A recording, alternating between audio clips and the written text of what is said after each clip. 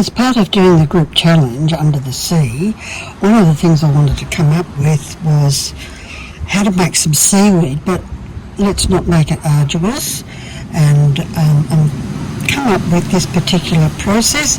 So see if it works for you. It can be seaweed or really anything. So if I wanted to cut that down the middle, could be leafy, could be a tree of some sort. So really, whatever you want to do it, and it'll be the surroundings that'll say what the greenery is. So here's the process, which is, of course, clean the scorer, and I'll follow this. Clean the glass, which is important, because you don't want to be scoring over dirt.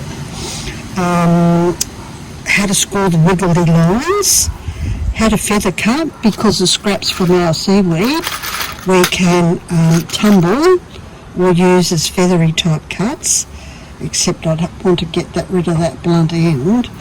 Or if I was also contemplating that if I had gaps in my seaweed, like down here, let's say if I had a gap like that, I could make some 3D components with these bits as well, which I think I might do. That sounds like fun and different. And grind, of course. So these are all put through the grinder, so I'm not cutting myself. Any kid that comes up and pats the fish isn't going to cut themselves either. And of course, jigsaw it together. So it's how do you put those together, because none of them are the same. A little bit of cutting oil into a bowl or something. Wipe your scorer on there to get any dirt off. Can't see through my hand, but you can see there's dirt. And do that every time. If you're diligent, do it for every cut, but I sort of do it when I think it's not working too well. This is bumpy, so it's going to be fun to cut.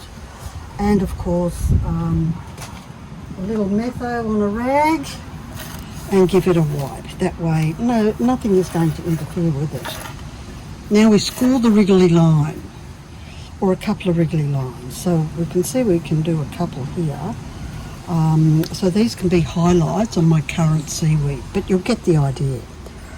I might turn it this way, because for some reason I always score wriggly lines going to the left and right. Don't worry about where it looks like. We're just going to chop it up and see what happens. Oh, it's a rocky road here. With all the glass, it may or may not cut where you want it to, break where you want it to break, but that's okay because we're making seaweed. The unexpected.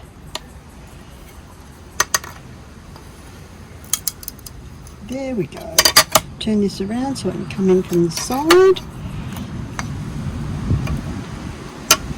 And like I say, don't worry if it breaks, especially when it's highly textured, because it'll have natural, I want to break there moments. And it's not you, it's the glass. Oh, look at me, making a lot of myself. Beautifully cut. Okay. So then you can use your nippers if you want to. You can just cut to the size you want.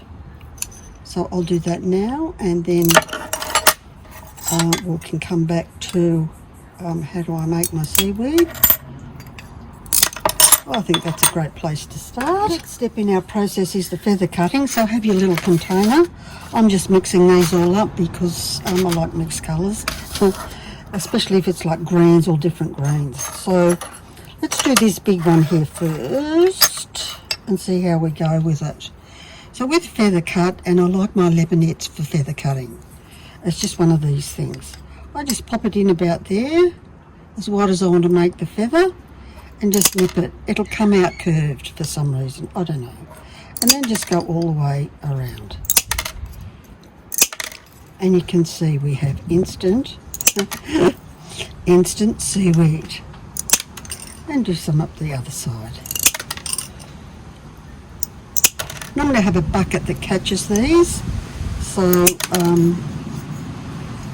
I think I might go for a pointy bit there.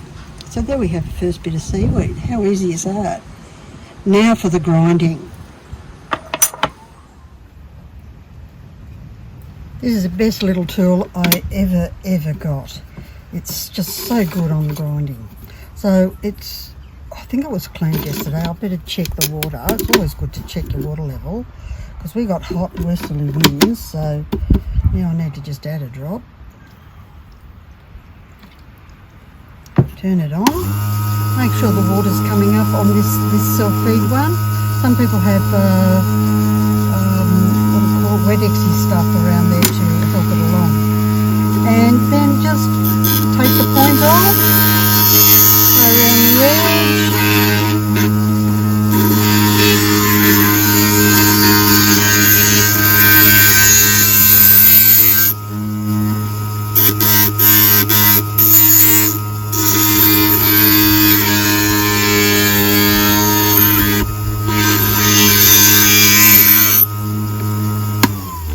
So how easy was that to smooth out all these bumps and all the cutty bits? So when you break glass, the edge underneath will always be the sharpest. That's the one after your DNA. So that's the place you test if you've got it. So hopefully there's no red with this, although red would look lovely with that colour. So there we have our piece of seaweed.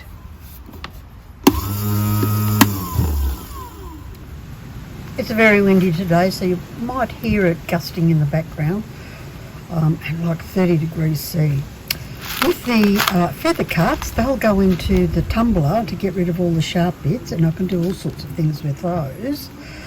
If you've been following me for a while, you've seen some of the stuff. But also, I spot these weird little shapes here. Let me see if I can hold it so you can see it. I might go through them all to see how many of those. Perhaps I can do a school of fish. That'd be fun. Anyway, okay, back to our seaweed. These have all been through the grinder and ready to play dress-ups. So you can rearrange them however you like. I've got left some straight bits, so they can be good for on edges, and then you can just pop in what you want to create your bit of seaweed. So here's a curve, I can put that there, or I could scooch that in there, that gets a long skinny one in here. So you get the idea how you can just rearrange them. And here's a bit, I might reshape this end bit, and I can pop that in there, or it can be another bit here, or change it to change the angle and cut it that way, and that looks pretty cute in a time.